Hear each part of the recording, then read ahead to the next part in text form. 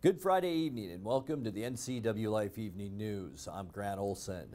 Before we get to today's top news stories, let's take a quick look outside our weather window. And today's weather, kind of a mixed bag. Boy, it just did not warm up out there today. Our current temperature and our high temperature, I should say, about where we were when we started this morning at daybreak. So it didn't warm up that much, and a few light flurries. Beautiful shot from our Rondo Rock Sky-Fi Tower camera. And looking back, of course, at Turtle Rock, you can see just a dusting of snow. And over the next 24 hours, we don't expect a lot of snowfall. In fact, most of the snow will stay to the west of us in the Cascades. You can see our map. This is projected snowfall for Wenatchee, about a ½ inch of snow, maybe as much as an inch or two over in the Spokane area, and then lots of rain mixed with snow back in the Cascades. But we do have another little storm system to tell you about that'll move in tomorrow. We'll do that. We'll take a peek at your New Year's Day forecast coming up a little bit later on. And now a few of the stories we're following for you tonight. Several emergency call services across the state experienced a 911 outage on Thursday night. Retired Chelan County Superior Court Judge T.W. Chip Small has announced the release of a new book that he's authored. And when the holiday season ends, you'll need to find something to do with your once live Christmas tree. We'll tell you where you can take it for recycling. But first, we begin tonight. Icy roads and fog were to blame for a multi-vehicle accident on White Trail Road near Quincy this morning.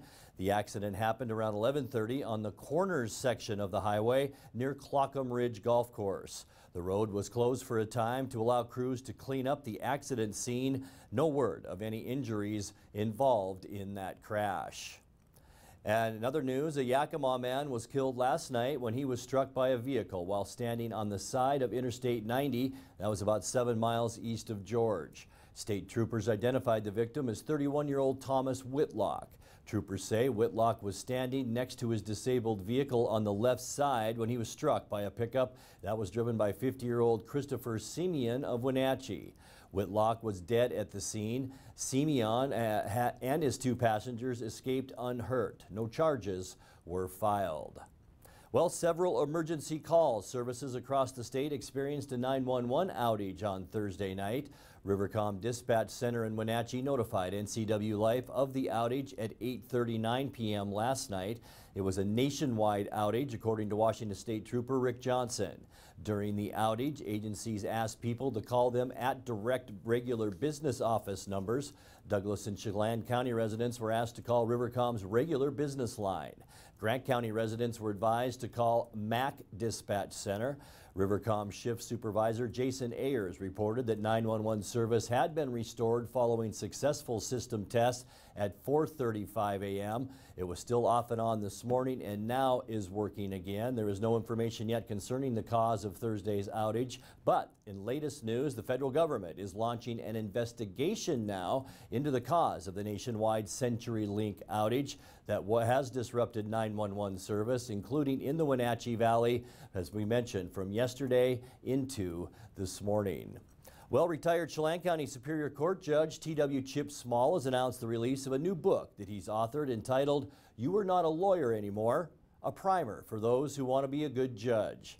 The book is now available on Amazon in paperback and Kindle. Small says in a news release that the book is written not only for judges and lawyers who are thinking about becoming a judge, but for anyone who wants to understand what judges actually do.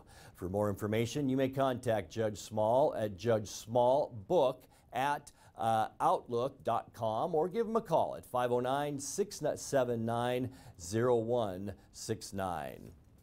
When the holiday season ends, you'll need to find something to do with your once live Christmas tree. Well, the Wenatchee Boy Scout Troop 7 will be recycling those trees beginning next Saturday, January 5th at the Stamilt Organic Recycling Center. That's located at 1465 South Wenatchee Avenue. You can drop your tree off from 9 a.m. to 4 p.m. A $5 donation is recommended. In Douglas County, Countywide Solid Waste is holding a special tree recycling event. That's also on January 5th from 8 a.m. to 2 p.m. That address is 6114 Batterman Road in East Wenatchee. Once again, a $5 donation is recommended for that event. Remember to remove all ornaments before taking your tree in for recycling. Coming up next this week, we've been bringing you a look inside the patrol car of Officer Albert Gonzalez as he patrols Wenatchee for impaired drivers. Tonight, our third and final part up next. And speaking of DUIs, driving under the influence arrests are up 38% in the Wenatchee Valley in 2018. I'm Grant Olson, and you're watching the NCWLIFE Evening News.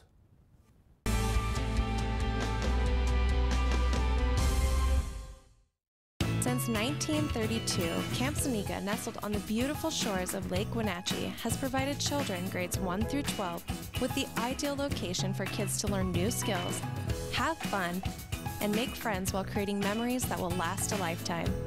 Camp Seneca's rustic log cabins and their staff serve to provide each group a unique summer camp experience. Register for Camp Seneca today, www.campfirencw.org. So Pam, how's your mom doing? She's okay.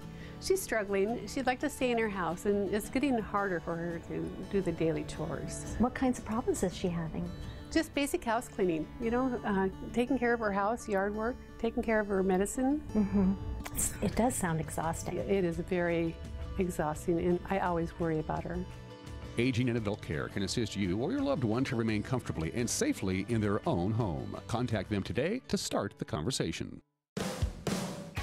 Come find your holiday gifts at Antique Mall at Cashmere this holiday season. With 15,000 square feet to explore, Antique Mall at Cashmere has something for everyone, from coin enthusiasts to avid collectors. For do-it-yourselfers, this is the place to find your next repurposing project.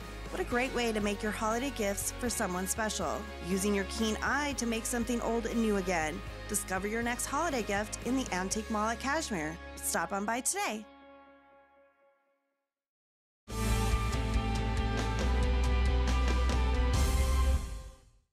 Welcome back. And in other news, well, as you know, this week we've been bringing you a look inside the patrol car of Officer Albert Gonzalez as he patrols Wenatchee for impaired drivers. Tonight, our third and final part of that series with NCWLIFE's Caitlin Hedersheet. Driver impairment due to alcohol and drugs is the #1 contributing factor in fatal crashes in Washington state and is involved in nearly half of all traffic fatalities. This, according to a 2018 traffic safety report. Another major contributing factor to vehicle fatalities in Washington state is speeding, which accounts for 31% of all crash fatalities between 2007 and 2016. While on a DUI ride along with Wenatchee Police Officer Albert Gonzalez, we saw an example of an impaired driver speeding and failing to yield. Come on, there's plenty of places to pull over. You gotta be kidding me. After pursuing the vehicle into East Wenatchee and eventually coming to a stop at a 7-Eleven, officers asked the driver to step out of the vehicle. What is your issue? Driver, put your hands out the window. Driver, put your hands out the window.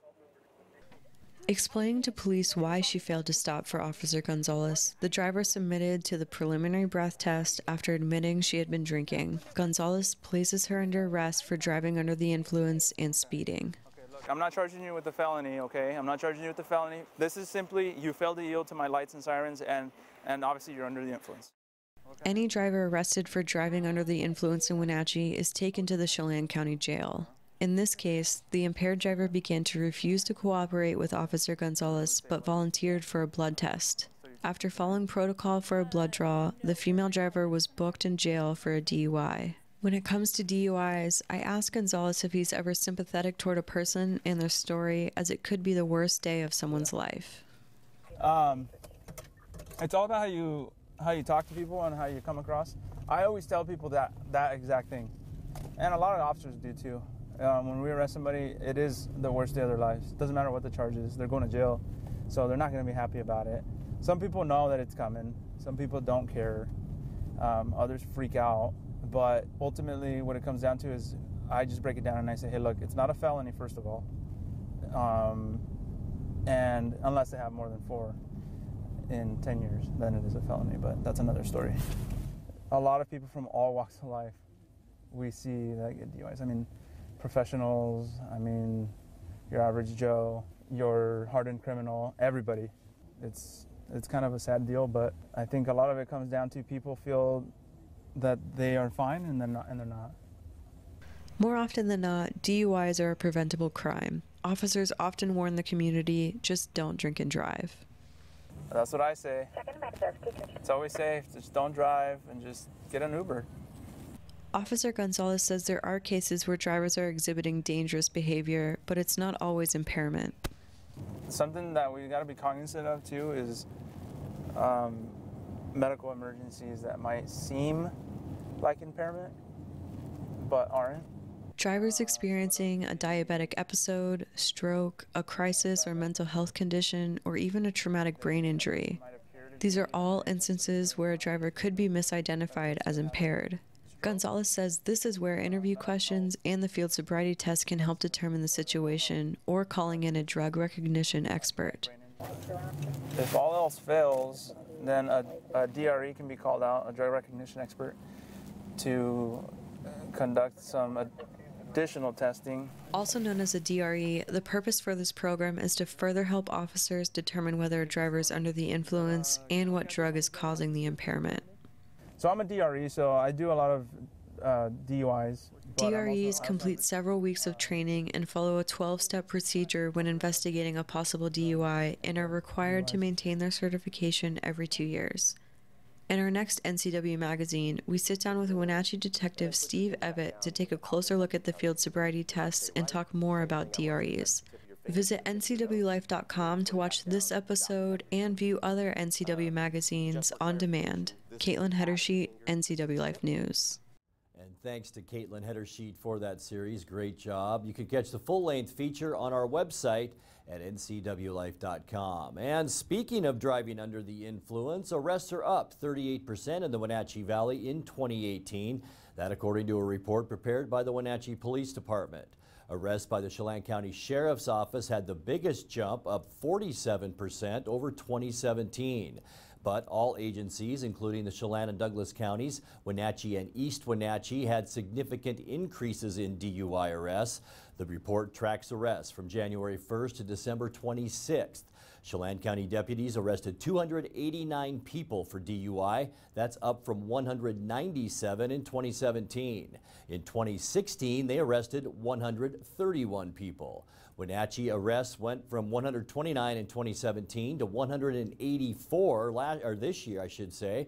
East Wenatchee arrests went from 65 in 2017 to 83 this year. Douglas County deputies arrested 129 people this year. That's also up from 105 in 2017. Overall, for those jurisdictions, arrests went from 496 last year all the way up to 685 this year. The Wenatchee Police Department points out that while most DUI arrests are for alcohol consumption, impaired driving also includes marijuana use, prescription drugs, and illegal substances. DUIs account for a significant number of fatal auto accidents. You're watching the NCW Life Evening News. Coming up next, tonight's feature story and your complete local weather forecast. That and much more still to come on the NCW Life Evening News. Stay with us.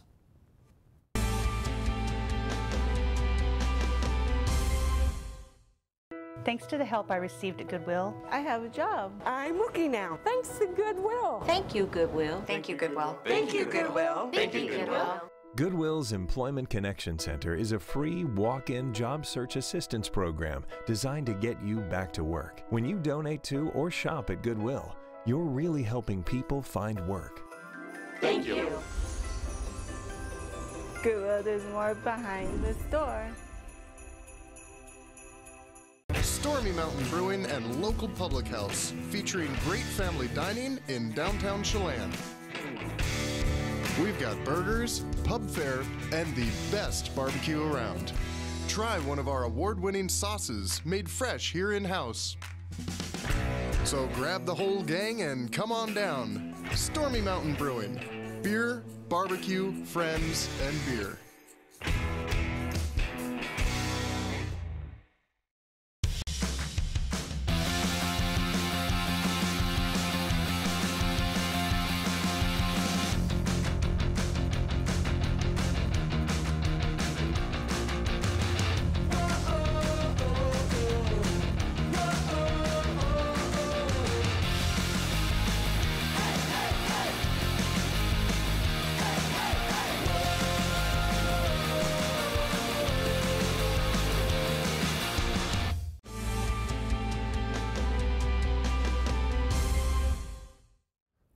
back to the NCWLIFE Evening News. In tonight's feature story, Nia Bay and the surrounding area of the Northwest Olympic Peninsula has been Makah Indian territory for generations. In the late 1700s, Spanish explorers were the first Europeans to arrive here in what would become Washington State. Spain briefly claimed the area for themselves, setting up a fort and settlement. The history of the northwest corner of our state is rich and full, and it's one of Ralph Monroe's favorite places.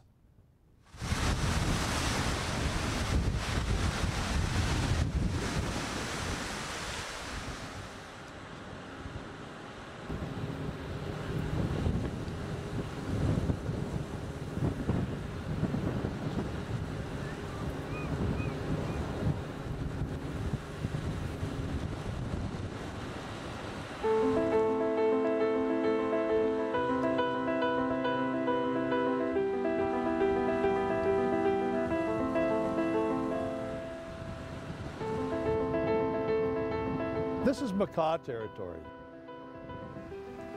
The nation of Makah on the northwest corner of our state, this is where their tribal people fished and hunted and sought whales for generation after generation.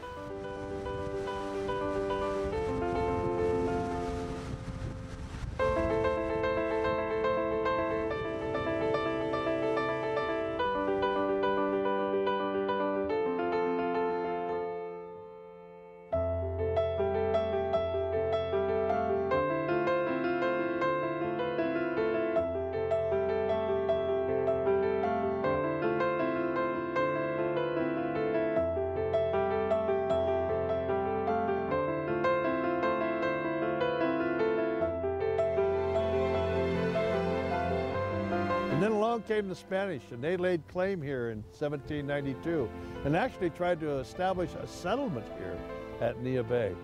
First European settlement in what's now Washington State. Early on, everybody wanted the Pacific Northwest, or at least a piece of it, because of the fur trade. Furs were a valuable product. There was a great deal of conflict between the Brits and the Spaniards of the United States. And as time went by, the disputes were settled, the treaties established. When you look on the coast of our state, you'll see lots of Spanish names. Cape Alava, the San Juan Islands, other locations named after famous Spaniards.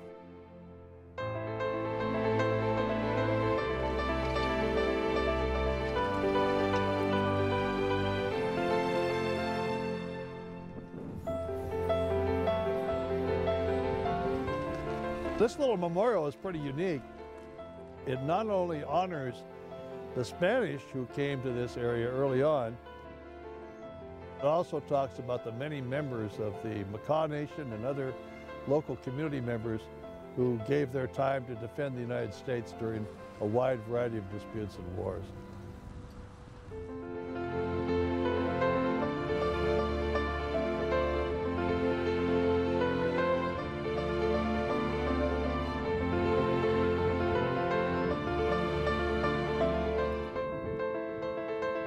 Nia Bay is one of my favorite places.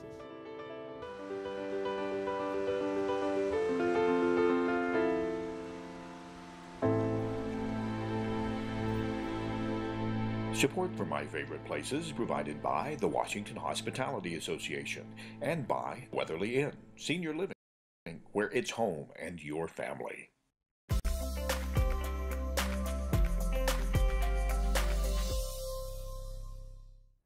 Time now for a check of your North Central Washington weather forecast. And before we get to those details, let's take a look outside our weather window. What we saw this afternoon, and this pretty much sums it up, doesn't it? Lots of low clouds out there. In fact, we had a low cloud deck, which provided some of that fog this morning. And then just above that is where the snow showers and that storm system moved over, still moving over us as we speak. But a beautiful look at Turtle Rock, from Rondo Rock, courtesy of Sky-Fi. And what a great shot that is, with a little bit of dusting of snow on the hills. And that's about all we saw throughout the day today. A lot of north central Washington did see some moderately heavy snow, but all in all, it was pretty light and just some scattered flurries out there. High temperatures, I'll tell you, it just didn't warm up out there today, did it? High temperature today, only 26 degrees. We started off at 24, so only a 2-degree difference throughout our entire day today. I'm sure you felt it if you were outside. That's below 31 where we should be, and about where we should be for our normal overnight low. 52 was our record high.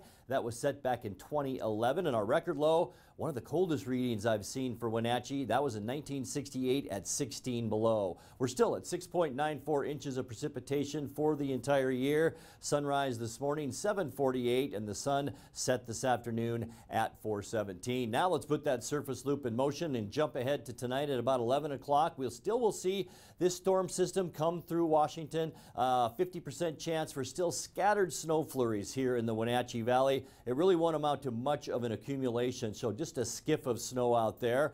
As Saturday moves in and about 2 o'clock in the afternoon, we will see a warm front slide through Washington. This is at 2 o'clock. Remember, a 60% chance of rain. It will be breezy, and we will warm up into the middle 40s for Saturday. Still mild on Sunday as we end our weekend too. In fact, lots of sunshine. Here's the cutoff line. West of that, we'll still see some scattered rain mixed with snow showers, mainly in the Cascades. Many of you celebrating the arrival of 2019 on Monday night. Here's your forecast for 11 o'clock. Partly cloudy skies, and it will be a cold one with temperatures only in the lower to mid 20s. And then your New Year's Day should look pretty nice. Partly cloudy skies. It will be a little bit cooler as we come under the influence of a more northerly flow here in north central Washington, so that will cool us off a little bit. Wednesday at 6 p.m. we'll begin to see the arrival of another storm system. You can see it dropping out of the northwest once again. Maybe some windy conditions too. These isobars very, very tightly packed, so expect some wind by the middle to late next week. And on Thursday, our best shot for rain. 60% chance with temperatures very mild in the low 40s. Let's take a look at your quick lube and tune forecast. Tonight's overnight low, 28 degrees. Once again, snow showers will taper off overnight. We'll get a bit of a break in the morning, and then that next round of rain will move in tomorrow, because look at that high temperature. 44 degrees for your Saturday. Sunday pretty nice too. Remember, winds will pick up Saturday night, 15 to 20 miles an hour, and we're expecting about 5 to 15 mile an hour winds on Sunday. Sunny and cooler under the influence of a northerly flow by then, so your New Year's Eve will be chilly. 34 our high, 22 the low. And for your New Year's Day, partly cloudy, about where we should be for this time of year at 35, and then some more shower activity on both Wednesday and Thursday, but we'll warm up. Highs by Thursday at 42 degrees. And that's a look at your local weather forecast. Coming up next, tonight's sports report with Eric Granstrom and more as the NCWLIFE Evening News continues right after this.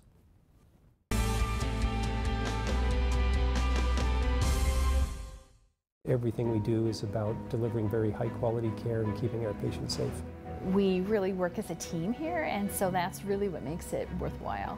I give 100% every day, and I do that because I work for a company that I believe gives 100% back to me. The bottom line is we genuinely care about our employees. It is the most incredible place to work, and you will be inspired every day.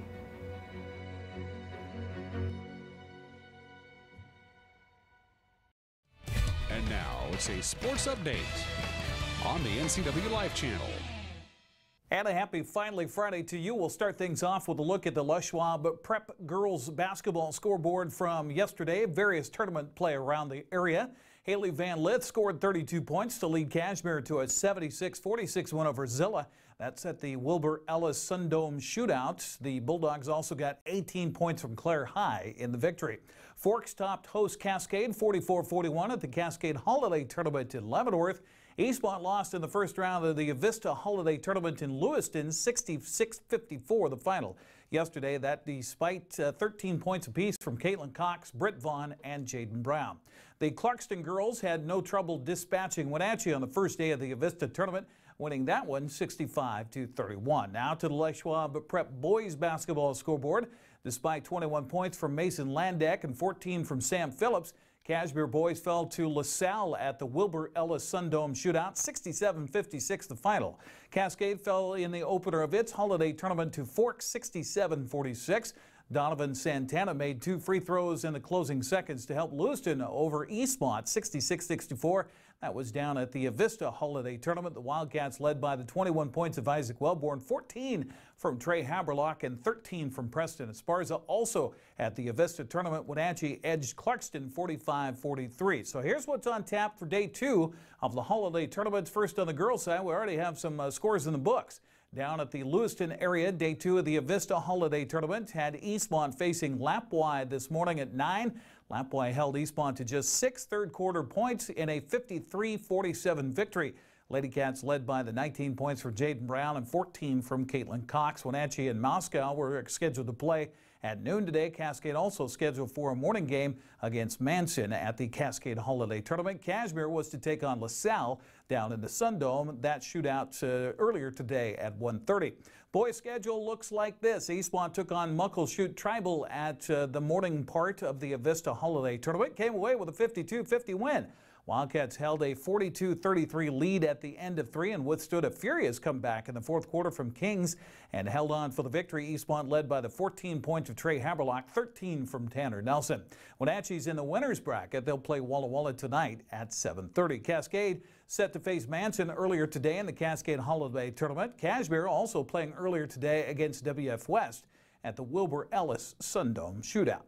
We have basketball tonight here on the NCWLIFE channel with Pasco and Eastmont at a replay of a game from last Tuesday. First game will feature the girls at 5:30, followed by the boys at 7:30. Grant Olson on the call here on the NCWLIFE channel. That's all here tonight. Coming up this weekend, we have a wild weekend with Wenatchee Wild Hockey.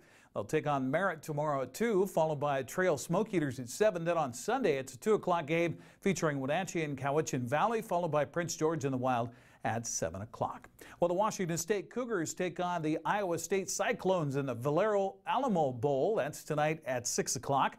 Iowa State ranked 24th in the country with a record of 8-4, while the Cougars are 10-2, ranked 13th.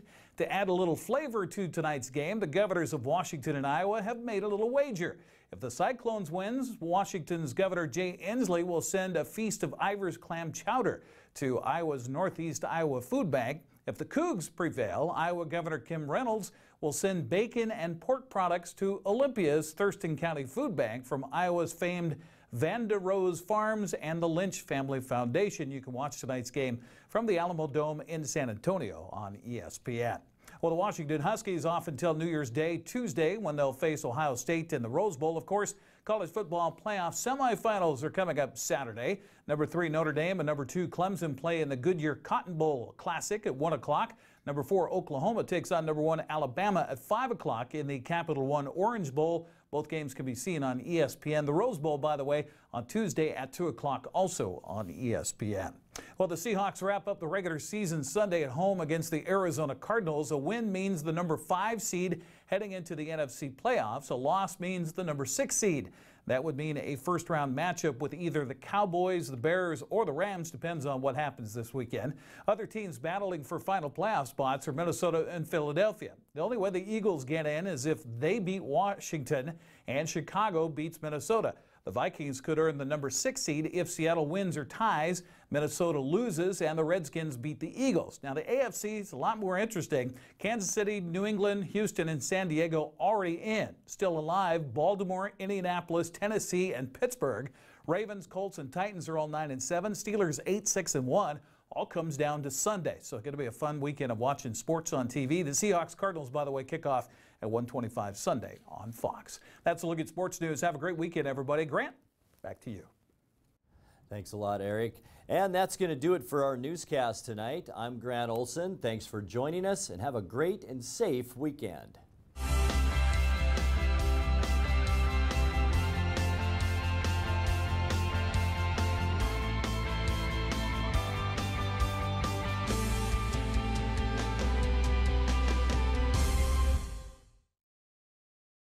Hey there, Wenatchee. I'm Sean Lee, and I'm inviting you to check out the NCW Movie Guide to keep up on what movies are playing in our town.